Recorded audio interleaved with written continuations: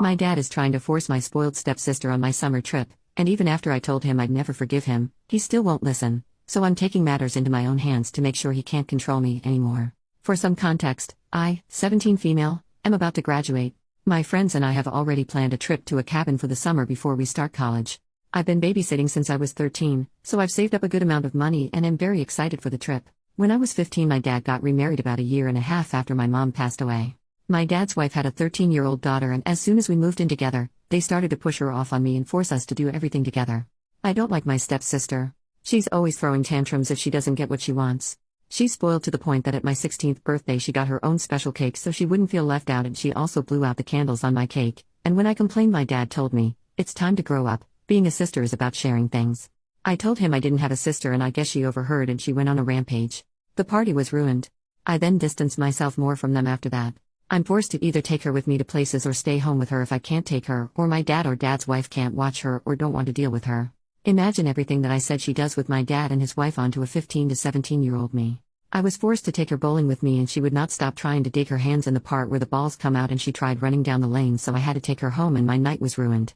This happens a lot, but they don't care. I have tried to keep this trip a secret from her, but when I was in my room on the phone talking about it over pizza and music, I found out she snuck in and hid in the closet and was eavesdropping. She bursted out asking if she could come, and I told her no and to dig out. She started stomping her feet and she ran out. My friends begged me to not invite her. My dad called me downstairs and asked if she could go because she could use a vacation, and I told him I'm not taking her. They can take her on a vacation, but I'm not watching her for almost 3 weeks alone. My dad's wife called me selfish and that my dad was paying for a portion of it anyway, and if Lily doesn't go, then I don't get to go. I told her she doesn't get a say in any of this, she's not my mom, and to stop forcing her child on me when she created what she is. Lily starts yelling at me about not being a big sister and I don't want to spend time with her. I snap and tell her I don't. She ran away crying, and my dad said he won't pay for the rest of my trip if I don't take her. So I told him if he does that I will not be talking to him anymore, nor will I forgive him for it.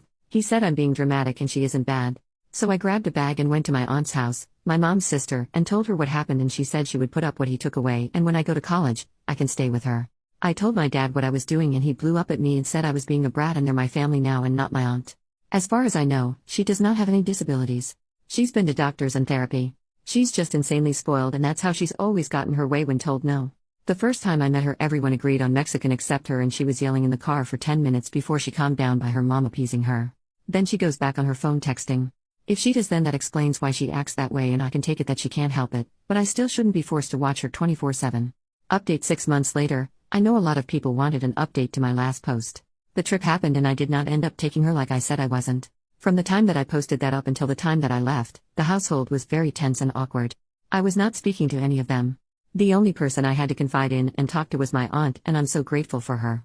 My dad still thought that I was going to bring her on the trip, and I kept telling him that I am not watching her and she is not coming with me. The morning of the trip we left at like 6 in the morning. When he called me I was already about 5 hours out, so he couldn't do anything. When I got back it was a lot of yelling and crying from me and my dad and his wife. She said that I left them in a tough position and they had to stay home because they couldn't get anyone to watch Lily. My dad and I had a serious talk for hours and he agreed that maybe we need to separate so we can work on our relationship. Which hurt me because I would have liked for him to tell me I can stay in my own home while we do it. But I did end up going to my aunt's house with no issues. My dad and I started family therapy with just the two of us. His wife was pretty upset. He was actually listening to me and was seeing where I was coming from. Right when we were getting good and building a better relationship, I came over for dinner and he asked if we could integrate his wife and Lily into therapy, and I told him that I had no interest in having a relationship with them. She called me a selfish cunt and that I need to be grateful that she let me stay with them after she moved in. I waited for my dad to correct her and he was silent pretty much, so I left and I haven't talked to him in almost a month. He keeps showing me that he will not be on my side. So, to wrap things up, the cabin trip was so much fun. I have never felt so free from a burden. The trip was in June and we were there for almost a month. We extended it. When I was packing for school, my dad came to visit and I guess his wife called and he had to lie about where he was because I guess she doesn't want him to see me. So I told him, we don't need to have contact right now or continue therapy because it's clear which part of his family he cares more about. I don't know what's going to become of my dad and right now I don't care. I'm focused on school and studying to become a nurse. I don't want any negativity to ruin this experience, but I'd be lying if I said it doesn't hurt that I don't have a parent to experience this with, but my aunt says she is my surrogate mom and to share all my worries and success with her. I am currently in my first week of college and the amount of freedom I feel here is also so, well, new. I am a little overwhelmed, but I am in an honors club. I also am in a creative writing and book club, and the friends I have made are so amazing. I am currently living on campus and I have never been better mentally. I'm getting separate therapy to deal with my mom's death because that was never offered to me by my dad. My aunt has truly become a mother figure to me. Being 2 states away from her is really hard, but I can't wait for weekend visits and holiday visits. Also, another thing is that I'm going to be a godmother. My aunt was told at 22 that she would never be able to have kids, and she is currently 4 months pregnant, and I'm so excited because if anybody is going to be a good mother, I know it's going to be her.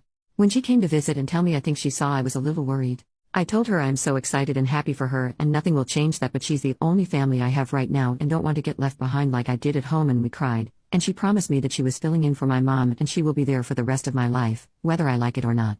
I am planning the baby shower and I can't wait for the baby to be here. But yeah, that's it. Thanks all for checking up on me and giving me encouraging words.